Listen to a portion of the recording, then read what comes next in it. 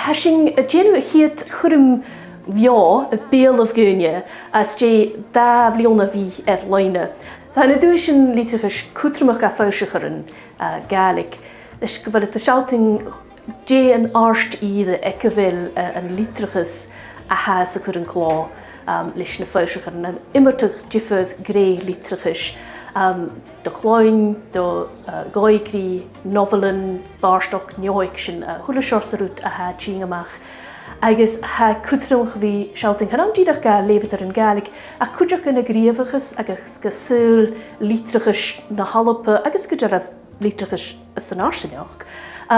Gofil a Gaelic an, gofil scrífa godal, agus gofil yn siorsa stú has a scrífa agus a fáisichach. Adi edmolag agus mar siad hashing go talitse na the hísing go massa hanna leorichin chula bliona agus go talitse sa ha na scríbhtanas na fáisichar a bhí féin ainiachag san na sár ó prochach